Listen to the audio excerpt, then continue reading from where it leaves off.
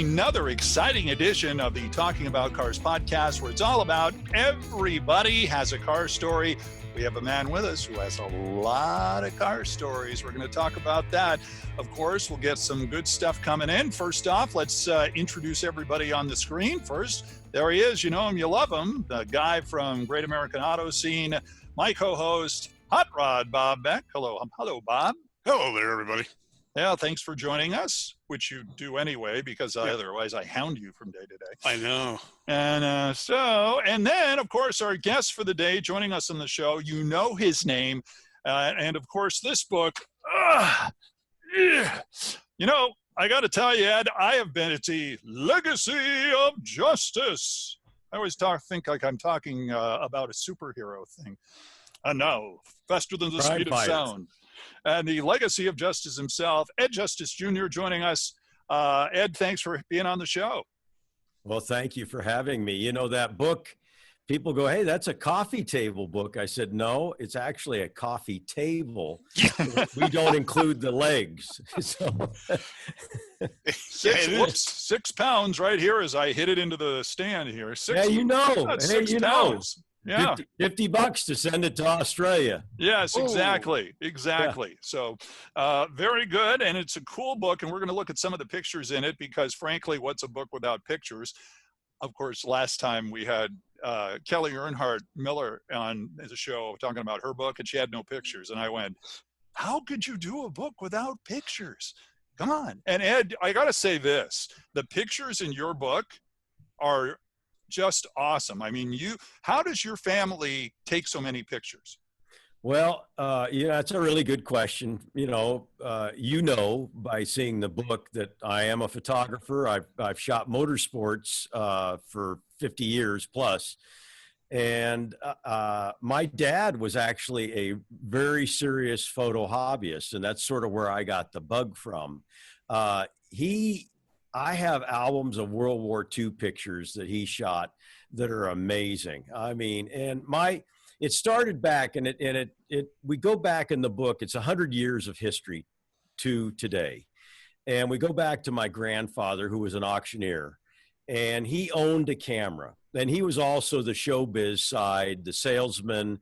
And so, in order to tell the story of my dad and my uncles, and then bring it on up to present day with myself and the family, we had to go back to really the spark that I could see that was it. And Tom Madigan, who wrote the book, I was co-writer with him.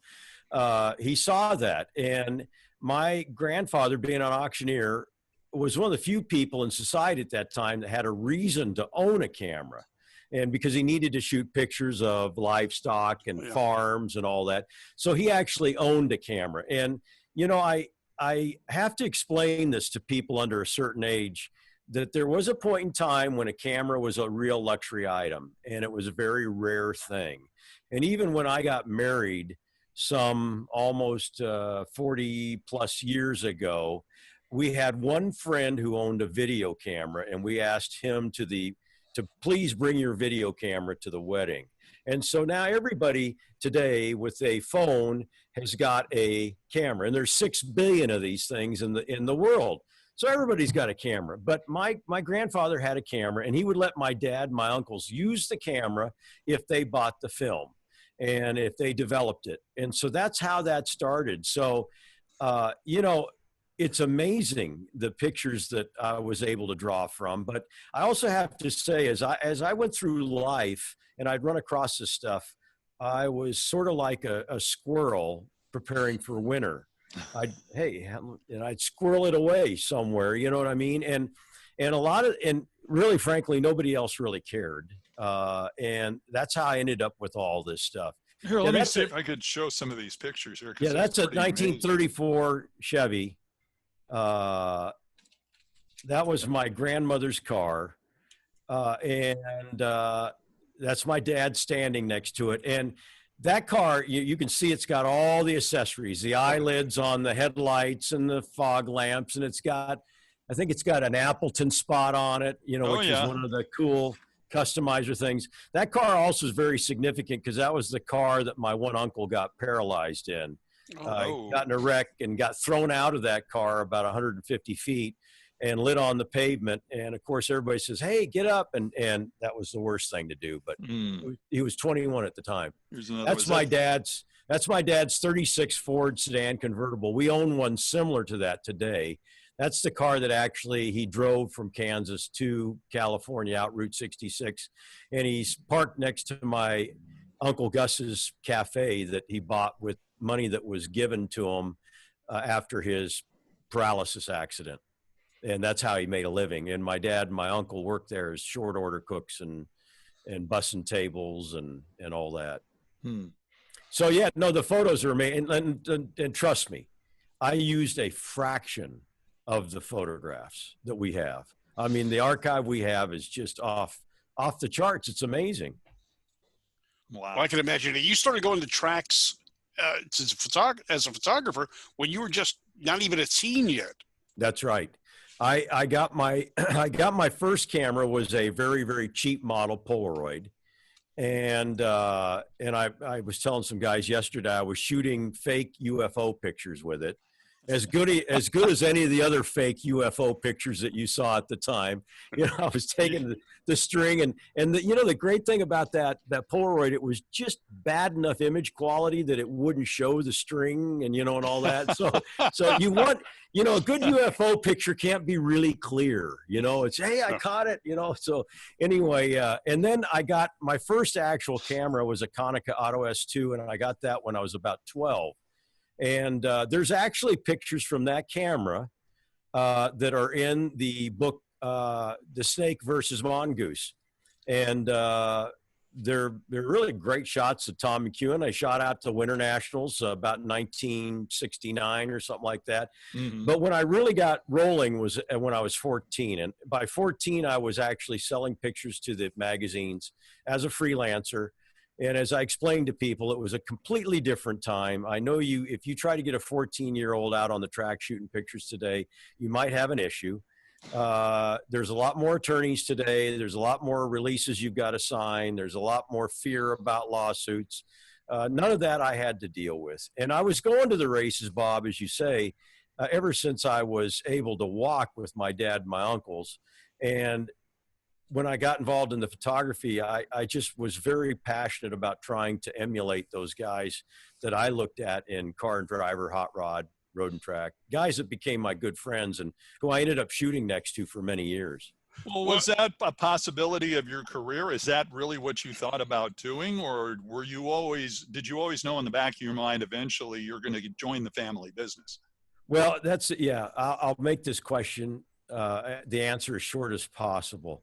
I met a young guy when I met a guy when I was young called John Goddard, and he had this incredible list of things that he wanted to accomplish, from climbing Kilimanjaro to swimming in the Zambezi to God knows what. And he would come out to schools and talk about it. Between that and my dad instilling in me that, Ed, just go for it. Don't just do everything. I used to be a professional magician. I've been a member of the Magic Castle over 50 years. I'm a close-up magician. I was offered a job to work in Vegas doing that. But I always came back to Justice Brothers. And Justice Brothers running the company has kept me in the arena that I love. And it has allowed me to continue my motorsports photography career. I transitioned from a pro to part-time pro to now I'm back shooting very heavily again. And I really love what I've done for my life, and that is, running Justice Brothers, but I can't kill the passion for photography. And I'm the owner of several major archives of fellow photographers of mine that have passed away. I mean, I'm talking several million images from the early 50s to present day. And you've been posting a lot of that on Facebook, which is great. All of a sudden now I'm seeing the history and the things that you have done. And not only do you shoot the photos, but you knew the people that were in the photos. Yeah, you know what? I was blessed. I mean, you do not pick the family you're born into.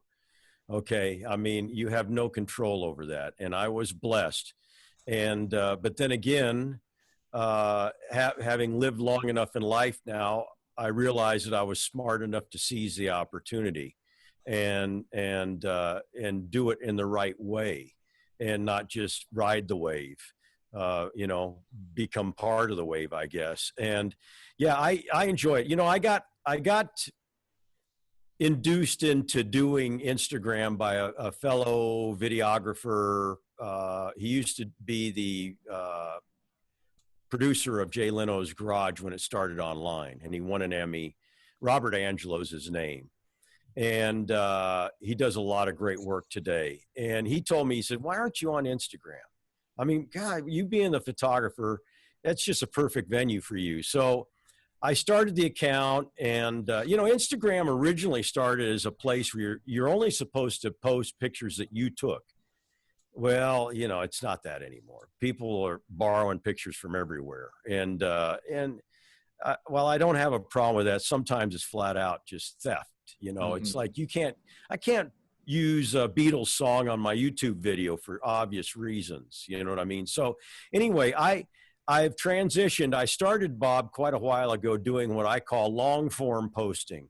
And that is I literally bang the limit of what you can write on Instagram, which is way more than 140 characters on Twitter. And it's everything you're not supposed to do.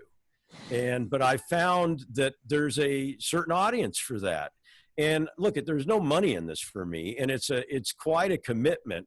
But having done radio in a 2-hour show for 20 years, I was used to a commitment. And because as it's like this right now, you just don't turn the mic on and do it.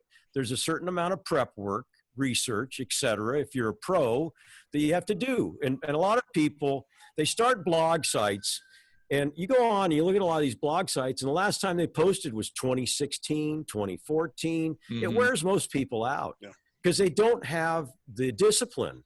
And so, yeah, I enjoy it. And you know what? I try to contribute to the positive side of the internet. I don't want to be part of the negative part of the internet. I have no desire to be there. I've really not experienced that. If I have somebody that tries to be smart with me, I'm not going to deal with it. I just don't want that. I mean, I'm all about educating and entertaining people about racing history because it's something that's been very, very good to us. And I feel it's partially giving back. I hear a lot about radio too. You had talked about radio. How did you kind of get that part into your career as well? Well, Randy, I have a certain voice, as you know, and so yeah, deep and all that. And again, Randy, look at you can do things to develop your voice, but basically you're sort of born with your voice. You know what I mean? I always said it was smoking and alcohol, but they know I don't drink or smoke. So yeah, exactly. if only it were that easy. Yeah, exactly. But anyway, I had done some radio, and people had asked me to do radio because it's like a photographer. I mean, you do need access. Mm-hmm. So access is part of that, okay? And then you need knowledge, unless you're just going to be a reader, okay? And we know what a reader is. I mean, you're just reading the script, or you're reading the teleprompter or whatever. And so that's how I first got into it. And then I connected, and I started doing the Motorsports Report on Car and Driver's radio show. And then I co-hosted on Car and Driver. And then Road and Track wanted to do a radio show. So I was picked to be the host of Road and Track's radio show. And then I ended up doing Motor Trend also, did, the top 3 automotive magazines, and interviewed every single top executive, test drove plenty of cars, did racing reports, and I'd have access to the drivers because they're my friends. And I never, ever breached their trust. And I could get through to people when other people couldn't, because I wasn't going to do that gotcha interview. And you know what I'm talking about. I wasn't going to lay them in and then, put them in a uncomfortable, unreasonable position. I'd ask them honest questions and give them a fair shot to explain themselves. And, Howard Bragman, a PR guy, Bragman, Nyman, and Caffarelli. Mm-hmm. Michael Nyman, who was a partner of his, is a very good friend of mine. And when the Tiger Woods thing happened with his wife and that whole blow up, I reached out to my friend Michael Nyman. I said, hey, I'd love to have Howard on the show to talk about damage control. Not that I was doing golf, but there have been drivers that have needed this help. Like when AJ Foyt punched Ari Leyendyke in Victory Lane at Texas. What took him off the front page was Evander Holyfield biting the other boxer's ear. You know what I mean? And so, or Holyfield's ear got bitten by Mike Tyson. Right. That's right. So anyway, I got to get that right. My boxing stuff here. So anyway, if I okay, let's take it another example. The Mickey Thompson trial. Mickey was a very good friend of ours. He wanted to rent space over on the other side of the building from where I am now. Mm-hmm. Where he was murdered is just right up the street from where I'm sitting. We knew Mickey all our life. Okay. His sister, Colleen Campbell, very good friend. His son, Danny, Colleen's husband, was a good friend. So when they did that trial, I went to a few days of the trial. I'd stop in, and I happened to be very lucky and stop in on some critical testimony that was rather amazing. And it happened in Pasadena. Well, when the verdict came down, it was on a Thursday. And I tried to get in touch with Colleen via her cell phone, via email, no, calling her home, voice answering machines full, can't get through. Finally, I thought, okay, she has a fax machine. I'm going to send a fax. I'm going to take the old school way that generally is not cluttered like email and all the rest. And I sent her a fax, and I wrote it out in handwriting. And I said, Colleen, I'd love to interview you on Road and Track Radio about the trial. And she called me on Friday. My show was on Saturday. She called me on Friday and said, Ed, I've spent 40 some years in the court system, because prior to Mickey, it was the trial for her son, who had been murdered by two guys and dropped out of an airplane between here and Catalina, which they solved. Okay. And she became a very big victims' right advocate. So anyway, she said, I really don't want to talk about it, but if you think the racing crowd would be interested, I'll come on your show. And I said, I know they would. I said, I know they would love to hear. And so I did the first interview of her after the deal. And so it gave me access, but I never abused that. I always treated everybody with respect, and I also found out, Randy, and I think you guys will appreciate this, when it comes to car reviews, I found out that a lot of people that buy what some people in the media consider to be a piece of junk car, people don't go in and buy that car and say to the salesman, sell me the biggest piece of junk you've got. Okay? I mean, really, you got to think about this. People work hard hard for their money. Okay? And they don't trade, in order to get money, you trade part of your life. That's the most precious thing we all have is time. So you give time for money, and then you go buy what you think is good value. Mm-hmm. You don't go there and say, hey, sell me this piece. Okay. Yeah. So when you get on the radio, when I'd get on the radio and do a review, I'd always think, I'll notate things I don't like and things I think they could do better, but I'm not going to shame that car, because there's somebody out there that in the goodness of their heart thought they were buying a good car. And who am I to insult them for their purchase? And, I'd always say, hey, they could have done this better or whatever. I'd be truthful. I mean, I never gave anybody a free shake and pushed junk. But then again, there's a point to where you just got to be realistic about this. You know what I mean? So anyway, the only car I ever found that you could insult and not hurt anybody's feeling was the Yugo. Yeah, and that's what I was thinking. But then I'm emceeing an event up at Carmel, and I'm doing a whole slew of Yugo jokes. Like, guy goes into an auto parts store, and he says to the guy behind the counter, "Do you have a radiator cap for a Yugo?" And the guy behind the counter says, "No, but it sounds like a fair trade." But anyway, so I'm doing all this stuff, and I go on break, and a guy comes up to me, and he goes, "Hey, I want to talk to you about all these Yugo jokes." And I go, "Well, which one did you like best?" And he goes, "I didn't like any of them." He said, "I own 3 Yugos." And I go, buddy, I don't know what to say. I'm sorry. I'm so sorry. So I found that one guy. Okay. Yeah.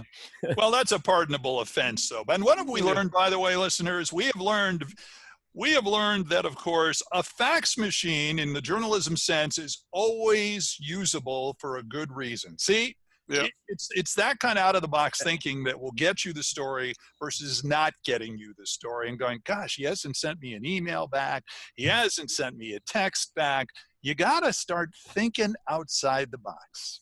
Yes, keep it simple. Mm-hmm. Yeah. Oh, I really wanted to interview her. I mean, I really wanted to do that. And I really, I mean, yeah, it's a scoop and all, but because of our friendship, you know, I was a pallbearer for a guy by the name of Ernie Alvarado. He owned a camera store in Glendale called Ernie's Camera. It was an iconic camera store in Glendale. He was Mickey Thompson's best friend. I mean, I was connected to Mickey in so many different ways. And Ernie was the other guy. If you go back in the old press photos, you see Colleen on the scene. Ernie's the other person on the scene. He was there right after Colleen. And he was never the same, really, to be quite honest, after Mickey was murdered. So, but anyway, so I really wanted to do that interview for a lot of reasons. Well, who are the other people that you've interviewed that you really wanted to get into with them about whatever the motorsports issue was at the time? Okay, well, I'll tell you an interesting one. It should be no surprise that Paul Tracy is pretty much an unvarnished person. What you see is what you get. That's sort of what plays very well on the IndyCar broadcasts. He just sort of tells it the way it is. I had Paul on an interview, and I thought, well, I'm going to ask him, did you guys, and this is when he was driving for Roger Penske in IndyCar, and I said, did you guys have traction control? Now, understanding traction control was illegal. And he said, yeah, we did. And I it was a phone interview taped for air, pre-recorded. And on the other end, I'm like, wow, I'm really amazed. The guy just came right out and just was dead honest. Yeah, we did. And I said, you did. So how did you justify that? And he said, well, we knew other people had it. So we knew if we didn't have it, we couldn't compete. So yeah, we had traction control. And it's moments like that that you go, is the recorder on? Let's make sure the recorder's on. Yeah. I mean, because it just be your luck. You go, oh, darn, I forgot to hit the darn record button on the recorder. Was there a split second, though, when you started thinking, gee, should I use that or not? Oh, I think that's fair game. I think that's fair game because if Roger were to have a problem with that, that's an issue between he and Paul. Mm-hmm. I think that's where I asked him a question and he delivered the answer he wanted. I didn't ask the question as a gotcha question. You know what I mean? Any of us who have done enough interviews, you can spot it a mile away, some of these questions, the way they ask certain people. And then there's the people that ask questions that basically give the answer when they're asking the question. And so the person on the other end answering the question goes, yeah, because you asked it and you answered it and you're right. So yeah, it kind of wrecks a soundbite when you go and ask a big question and they go, yeah, I agree with you. Yeah. Well, the nightmares of some interviews. I had one driver. I'm not going to name him. I've named him before. I'm going to give him a break. But he was delivered to me by a sponsor, and which is the way it generally works, And so he comes on. He drove for NASCAR, still driving, as a matter of fact, amazingly enough. But anyway, and so I asked him about a big wreck. I said, what did your dad think about this big wreck? And he goes, well, you probably should ask my dad that question. And I go, I'm thinking to myself, well, your dad's not on the phone right now. I'm asking you that question. What did your dad think? And his attitude was beyond bad. And they told me I had 5 minutes. Okay. They said, you got 5 minutes with him. So I'm watching the clock. And at about 3.5 minutes, he goes, okay, I think we pretty much covered everything. I need to go now. So the rep called from the oil company, massive oil company. And he said, so Ed, how did the interview go? I said, why do you guys sponsor this guy? I said, why do you sponsor him? I said, he's the worst. I said, you know what? I'll tell you what, I want you to start a list of people who do not want to ever interview this guy again and put me at the top of the list. And you know what the guy said? Ed, I'm afraid you're going to be at the bottom of that list. I said, then I'll ask you again, well, why do you sponsor this guy? And he goes, it's a good question, and I think we're going to take care. And you know what? They quit sponsoring him. Wow. And yeah, I mean, boy. My dad told me, Ed, it doesn't cost anything to be nice. Mm-hmm. It's free. And my dad also told me, and I think these are both in the book, there's a number of things that my dad drilled into my head as I was growing up. Another thing he told me was, he said, Ed, you can always tell a big man by how he treats a little man. And you know what? That's so true. Mm-hmm. A person who has power and position, when they abuse that power and position with somebody that's in a weaker position and has less power, that's the real sign of a jerk. I mean, you know, when somebody just abuses their position, and it's so true. And, you know, you see that, and then you see other people. And a guy asked me this morning, how many people have you met that are bad? And I said, you know what? I've met clearly more good people in my life. I really have. I've met a lot of great people, you know, that are just such natural people. And Bob, on those posts, I always pointed out, like Richard Petty, the most recent post. Richard is a what you see, what you get guy.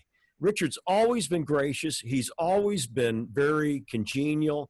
Richard's just a great guy. And Richard Petty's the king.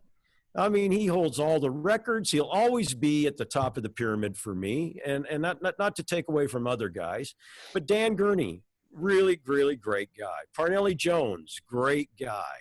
And you can also tell for these guys, they generally have great family life. And that's generally a good sign. And so, you know, I mean,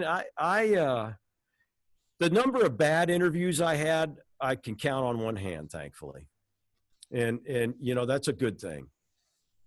You know so many people, and obviously some of it is through your family's inner workings with the automotive industry and racing and that kind of thing. But if you were going to offer networking advice to people, what would be a big networking tip that you would give people, because to get those kind of contacts, to maintain those kind of contacts over your life?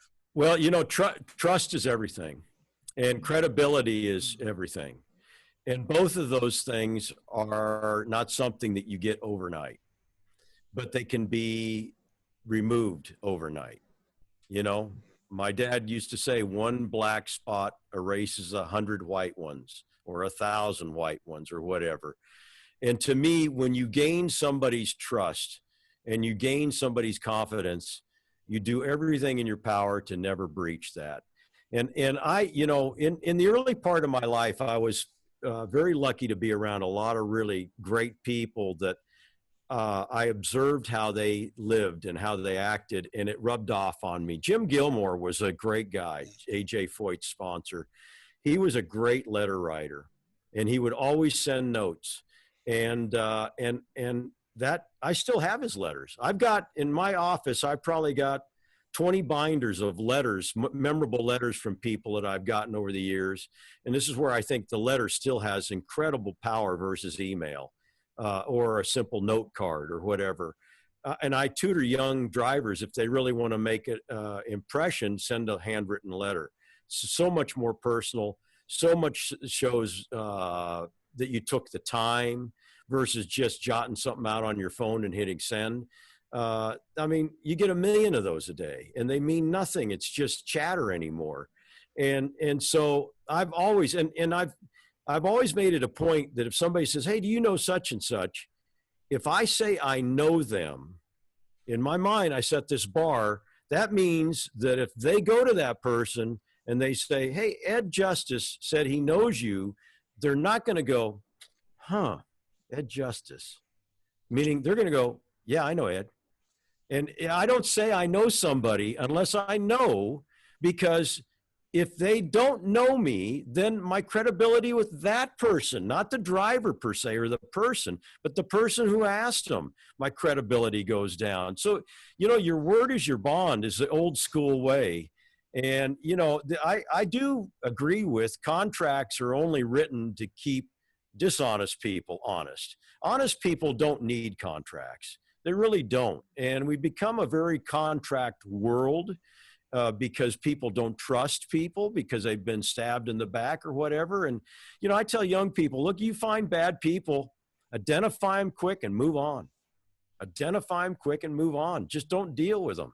And so gaining people's confidence, trust, their respect, that's all something that you earn. It's just not, people just don't give you that. You know what I mean? You don't walk into a room and just because your name might be whoever. I mean, and if you ever obtain the place where you can walk into a room and have respect, now you have to guard it even more. Because, the old saying, you don't want to meet your heroes because you might be let down, and there's some truth to that. And so, you want to live up to the expectations. And some people say, the heck with that. You know what? I want to live my life the way I want to. Well, okay, great. Well, you're going to deal with the ramifications of that too. Nobody tells any of us how to live. It's a choice we make every morning when we get up. And, I just choose to do the things I do because I've seen it be successful for other people. I watched how certain things my dad did worked for him. Obviously, I watched how other things didn't work for people and my dad and whatever. And, but we're all human. And I mean, we all need to recognize that. Mm-hmm. Well, sorry to disappoint you, Bob. I know when you met me, it was just a complete. Gee. Well, go ahead. Go back to that day. By the way, I don't have a product deal with this company. I mean, it's not like drinking the soft drink at the Victory Lane in NASCAR. Yeah. Well, it's not that product placement means anything. As a matter of fact, I think that. Man, where's my mug? Here it is. There you go, Bob. Here's the other one. There you go. There we go. Around. He turns it around. There you go. All right, great. And that comes to it comes to like people we sponsor. We've never been a company that just looks for getting a decal on the car. If I'm working with somebody, they believe in our products or we're not working with them. And because I don't like the certain athletic, players who last week, the particular shoe was the best shoe I've ever seen. And then this week, this is the best shoe I've ever seen.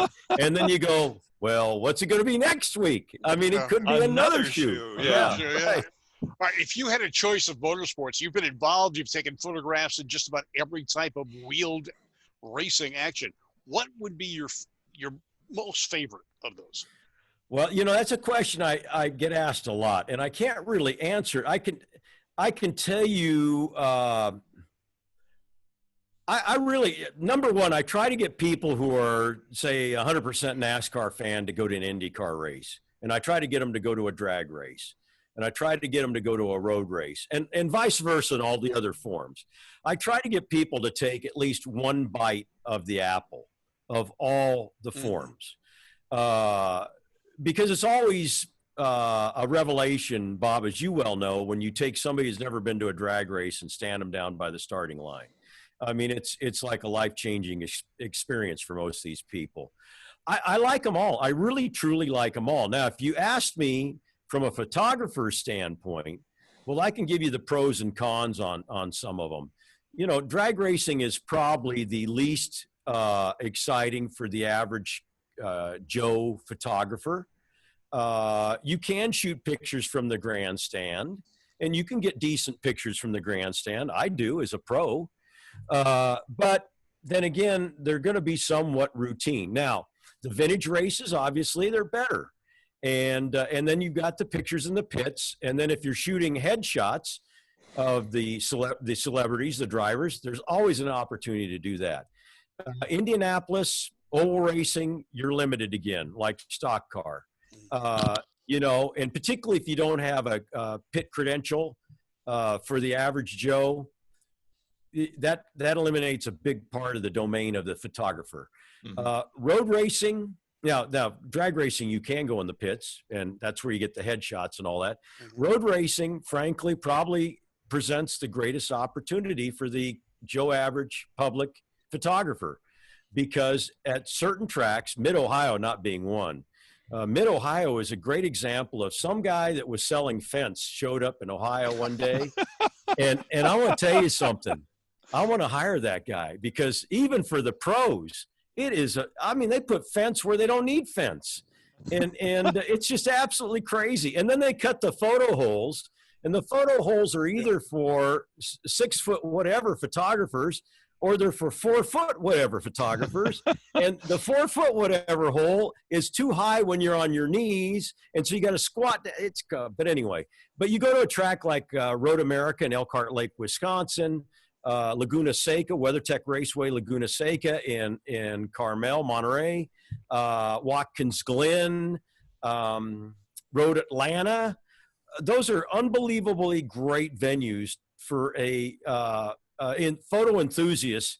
And I talk to guys, I'll be on the other side of the fence, obviously, with a credential, and I'll talk to the photographers hanging over the fence, which I started there, and I've been there many times, even during my pro career. And I say, show me what you're shooting. And I tell you what, a lot of these guys are good, guys and gals, by the way. There's a lot of female photographers, and really, to be quite honest. So, okay. What's your favorite track to shoot at? My favorite track, let's see. Okay, there we go, Yeti. I saw the mic. My favorite track, well, gosh. Probably Road America, or maybe Road Atlanta. Well, that's a tough one. I love shooting at Indianapolis. It's changed a lot over the years. Entry speed at turn 1 in Indianapolis, the cars are going 240 miles an hour. That's like shooting, the top end of a drag strip, give or take a few mile an hour. So the cars are moving, and you don't get a lot of, when they're coming down the straightaway, a lot of times, depending on where you don't get a lot of time to track the car. So all of a sudden, boom, the car just shows up and you got to go. But modern cameras help solve a lot of those problems. Trust me, it's so different today than it was when I first started. Technology has changed so much. It's like traction control, stability management, ride control, StabiliTrack for in the snow. Everything that's come onto a car, they put onto a camera, and it's done the same effect. It's, I joke about the car I drive's got all sorts of electronic controls on it. I go, I don't want to be in that car if I'm in the middle of a turn at high speed and it all quits, because it's not going to be pretty.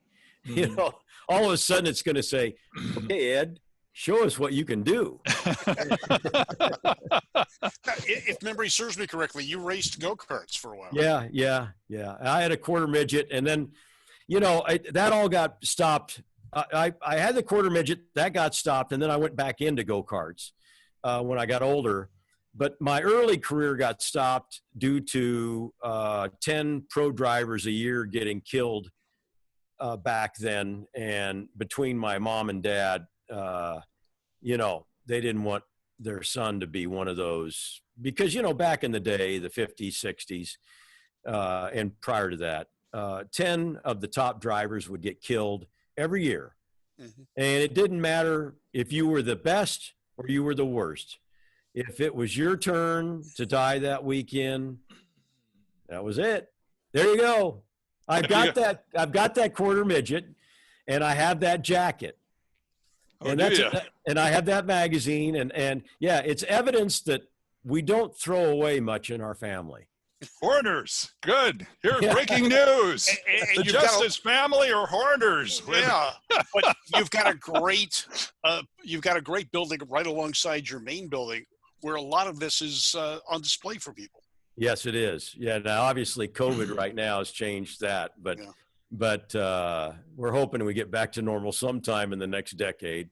Talk a little bit about the whole pandemic thing. How, if any, has that affected you? And well, you know what? It's funny. I had some predictions. I predicted, and you know how predictions are.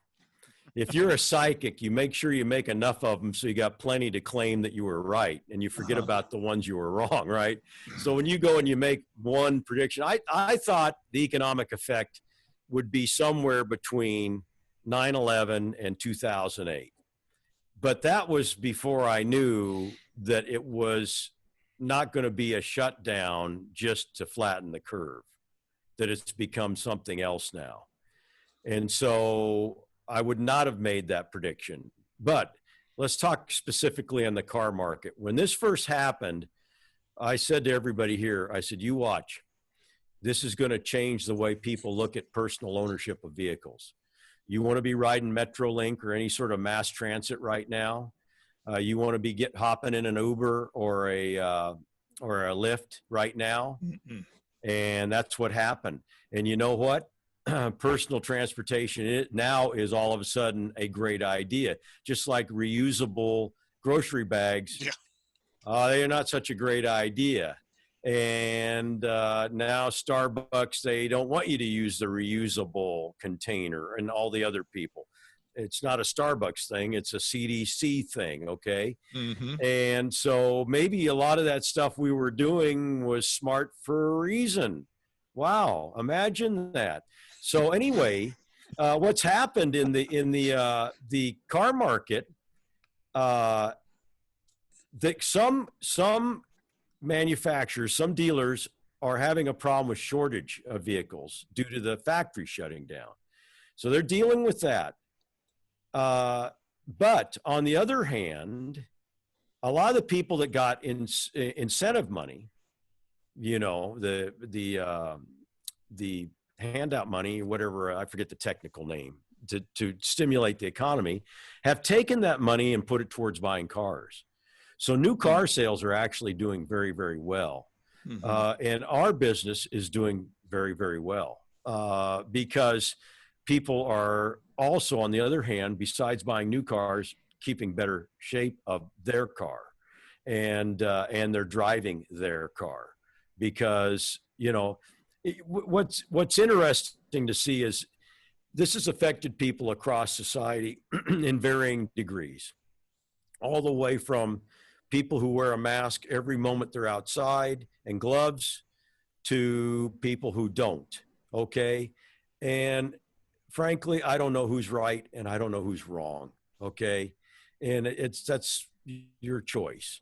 So that's why you see cars being bought and cars being saved. And, but at the end of the day, you see people really wanting to have more personal transportation that they have control over. It's a control issue. Yeah. Now, when you came into the company as the leader of Justice Brothers, you had a pretty good market, a pretty good line of products. You've expanded that product line considerably since your tenure. Yep. We had 13 products when I took over running the company, and we've got over 100 now. I jokingly say I've never seen a new product I didn't like, but it's not that. You know, technology. It's like we have a new GDI, gas direct injection cleaning kit. You know, GDI's become a big thing in the market. We don't, you know, the carburetor cleaner finally died. It lived a lot longer than anybody ever thought it would. But we still make a spray called carb cleaner because it's a general, you know, carb cleaner spray has sort of become somewhat of a general category for cleaning injection. But we also make an air intake system cleaning spray. And so we have a lot of legacy products, and then we have a lot of new products, and a great deal of our business is contributed by products introduced in the last, say, 5 years or so. Great percentage. So we're constantly looking at new stuff. Your facility is amazing. I got to you gave me a tour a number of years ago with a car club I belong to, and I was just amazed that you can almost eat off the floors in your shops. Yeah. Your facility is immaculate. Yeah, well, I appreciate that. Well, you know, you do it for a lot of reasons. You know, obviously, safety's one. You know, when you get inspected by any agency, I always tell them, you know, like say the fire department, and they inspect everybody, you know, and I say to the firemen, I go, look, you know, if we were to ever have a fire, here's the way it plays out. Okay. You guys come, you hopefully put the fire out. Nobody gets hurt from the fire department. And then if it were over the weekend on Monday, we got to try and figure out how to make a living.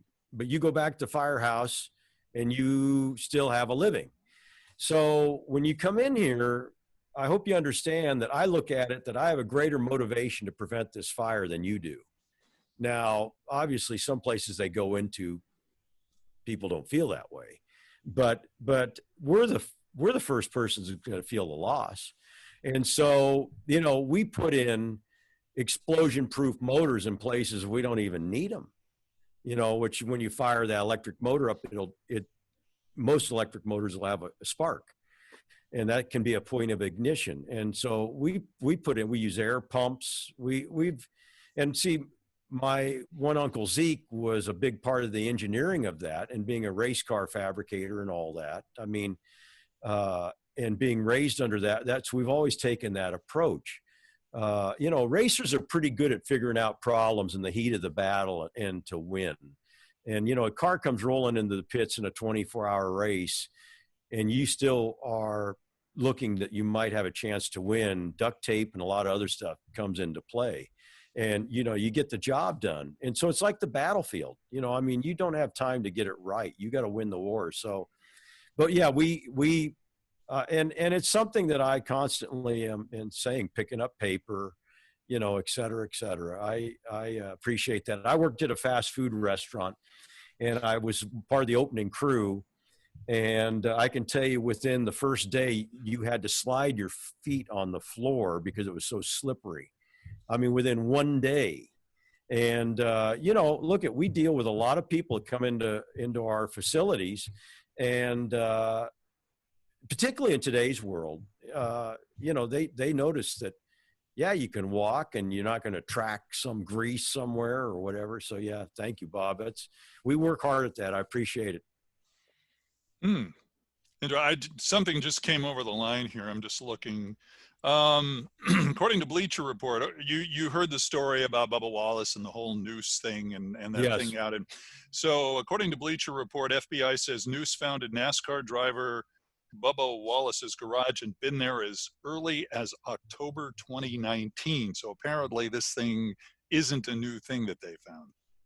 Okay, so that explains that there isn't anybody, to put it one way, that would be so stupid to do this when there's such limited access to the garage at that time. Exactly. Yeah. Yeah, that's because you just wondered who would do such a thing. Well, and considering it was secured off, security didn't allow fans to get in there. It was The all drivers NASCAR couldn't get in there. Yeah, and the track employees and who would be dumb enough to do something like that? And now we know this is breaking news, ladies and gentlemen.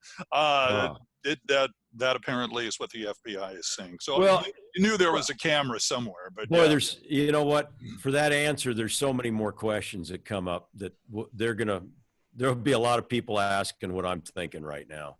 You know, I mean, how was it not discovered until this last weekend? And why'd they leave it there? Yeah. Yeah. Mm-hmm. Yeah. And was that always Bubba's pit area? Yeah. I mean, look, there's a million questions, and it's going to be, you know, yeah. Anyway, whatever. It's an unfortunate chapter, that's for sure. Absolutely. Well, before we let you go, Ed Justice Jr. joining us here on Talking About Cars. Thanks again for joining us. It's been a great conversation. But we have to get some basics in. The basics being, what was your first car? My first car was a 1970 Ford Pinto.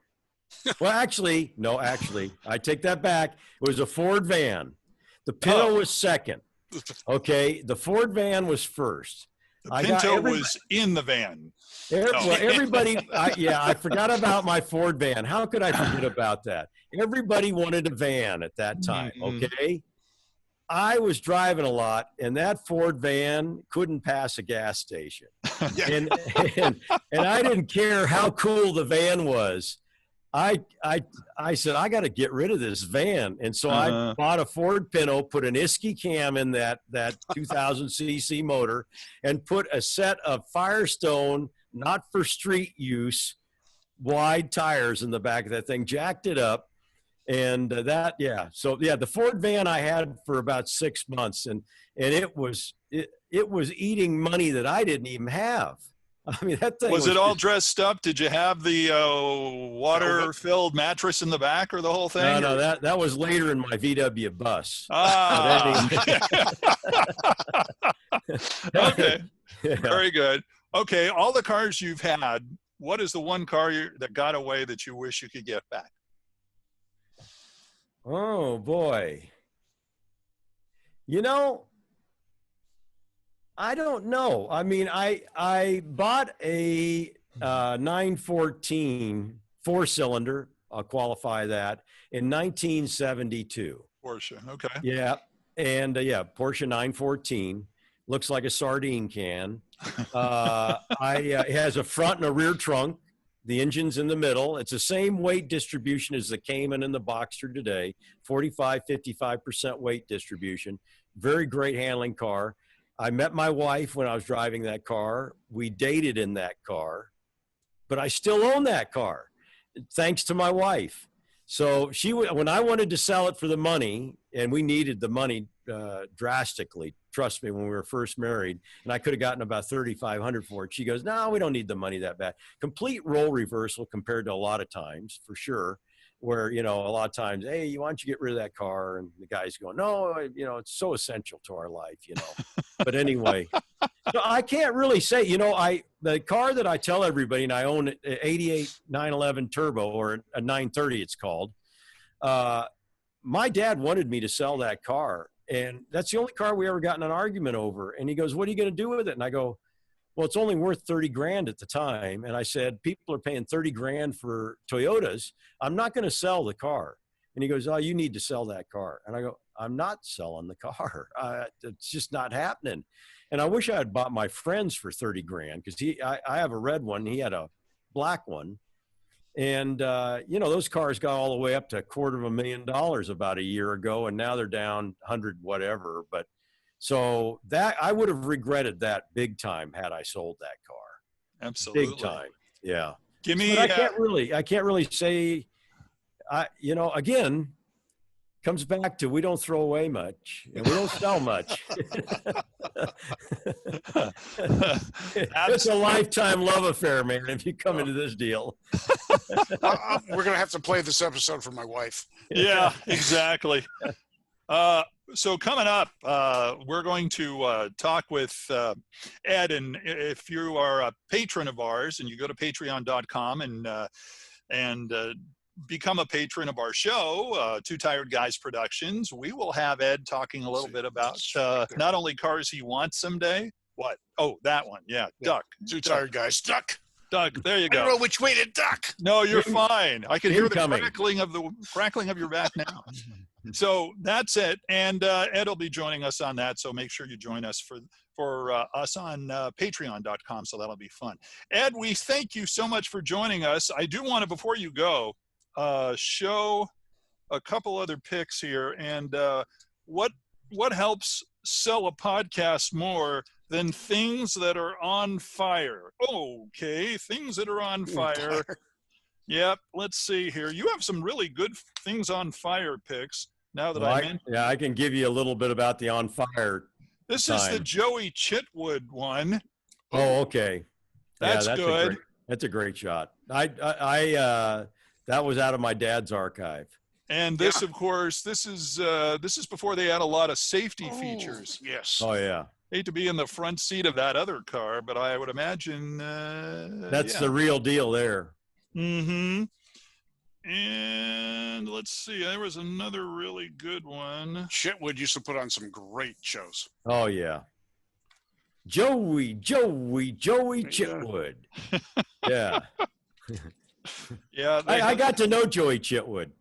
We'd see him every year at Indianapolis. Yeah, he was a really super, super nice guy. And his one son, Joey Jr., did that stunt in the Bond film with Roger Moore where the guy jumped the river and the car does the spin. Yeah. Yeah, he consulted. And then the guy in Diamonds Are Forever, Sean Connery drove the Mustang down the alley in Las Vegas on two wheels. That was Buzz Bundy, who actually worked on the Chitwood Show. This is the coolest fire pick in the book, and you got to get the book just for this pick. Now that is a fire pick. And it's a Corvair. Yeah. So at one time we had 75 Corvair vans as our delivery vehicles. I'll tell you, my uncle Zeke is standing behind that mass of flame. and okay, so I'll tell you about this. That's in the parking lot at Irwindale Drag Strip. The drag strips they got wise to these fire burnouts. And in this era, the magazines, the first fire burnout was an accident. And then from there, everybody sort of came up with their own method. And I mean, all the way to we use gasoline. I mean, that's just flat out a gallon of gas under each wheel, throw a match in it, and then have them spin the tires, and it just throws it up. It splashes it everywhere. But it's only like that for like, whoosh, and you've got to catch it at the right time. So, and this is not a motor-driven camera. That was shot with a pocket camera called a Rolly 35, full frame 35 millimeter, but it's synced at a 1/500th of a second, which SLRs did not. And so anyway, we won't do the technical photo side. But anyway, so they wouldn't, when they said, what are you going to use? We said, well, we're going to use gasoline. They go, no gasoline. Because gasoline and asphalt, they don't get along. Yeah. And it just erodes the asphalt. It takes the tar away. So anyway, they said, you can do it in the parking lot. Okay, so we go to the parking lot, and this is actually facing away from the drag strip, is the angle of that picture. And I set the exposure so it would black out the background so you couldn't see any the other stuff in the background, and on a shorter exposure shutter speed, and did that shot. And that made drag racing pictorial. I did one with Herm Peterson that's in there. That was done on a shut-off road at Orange County. I mean, we were lighting everything on fire at that time. I go, seriously, it's unbelievable. I go over to CarCraft one day because I was freelancing for them, and they were showing fire burnout pictures. And the art director goes, well, hey, check this one out. They had a fire burnout picture with some guy on a motorcycle on a road, and the guy had a leather jacket, and he didn't have a fender on the back. And the flame went up the back of the jacket. I mean, it flung it up onto the back of the jacket. I mean, it was awesome. So, it became... Not if you were in the jacket. Well, he had a leather jacket on. So it became a one-upsmanship. Yeah. Okay? Like, well, I can top that. Okay? So I said, we had the Justice Brothers All-Star wheel standing team.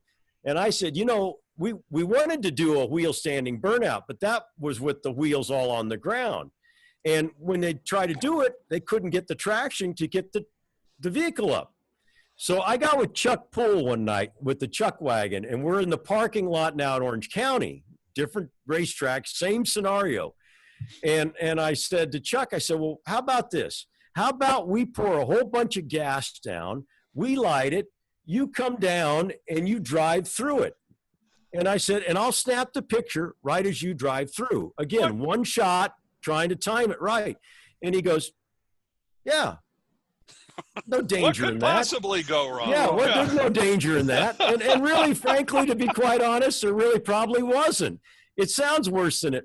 So he comes down, and so he said, what do you think? Yeah, let's do it a few more times. It's like Hollywood. You talk to any experienced Hollywood stuntman, and the best lesson he can give a new stuntman is don't always do what they ask you to do, okay? They're going to ask you to do stuff, and you're going to say yes because you think your future depends on it. You don't want to let them down. And he said, they'll literally get you hurt, okay? And it's true. And so anyway, I said to Chuck, hey, would you have a problem? We do it a few more times. Not a problem. So we did it till we ran out of gasoline, okay? And we went through a lot. So I get home, I get the film developed.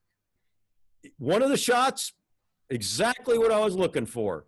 Truck's up like this, and the flame is huge. And so if you take the truck and you figure out how high the truck was with the cab up and all that, it was a 15-foot tall flame. I mean, it was the only wheel standing burnout ever done. Okay, for whatever that's worth. But at the time, it was like a big deal. You know what I mean? But anyway, it's like, hey, I did one with a wheel stander. You know. So anyway, wow. Yeah, it ran its course. You know, they tell us when we did that Herm Peterson one in the turnoff road, we told, you know, we were honest. They said, what are you going to do? We go, well, we're going to do a fire burnout. And they said, well, you don't have an ambulance. Well, Tony Nancy was there that day, and he had an ambulance. And they said, well, if you ask Tony, maybe he'll let you use his ambulance. And so I asked Tony, I said, hey, you have a problem? We use your ambulance when you're done? He goes, yeah, no problem. Tony was a great guy. And so they said, now, oh, it's on the turnout road, okay? Yeah, okay, good. And no gasoline, right? And we go, oh, no gasoline. No, alcohol, okay? Well, if you know anything about alcohol, you cannot see the flame in the daytime. Yeah. No. I mean, you can have an alcohol fire and be standing in it, and you only know, you go, hey, it's sort of hot, you know? And so we use gas. And if you look at that Herm Peterson burnout, you only get that range of from white hot to yellow to the deep orange red to then the carbon smoke. That only comes from gasoline. You can't get that any other way. And so that burnout, I love that. I shot that on a Hasselblad 2.25 negative, and yeah, I mean, but you know, fire sells. I mean, it's you know, they call it clickbait today, but you put a fire burnout on the cover of the magazine, and it would increase the sales immediately. I mean, it just boom, your eye goes right to it. That's right. We were playing that game, you know, whatever it took to sell a picture, man. What do you want? You want the girl in the bathing suit? Okay, we got that. We'll put her. By the way, this is a professional. Do not do that at home, ladies and gentlemen. Right. No. No, not anymore. No, and always an empty gas can is more dangerous than a full gas can. Yep. Yeah. It's the fumes. Yep. The fumes are deadly.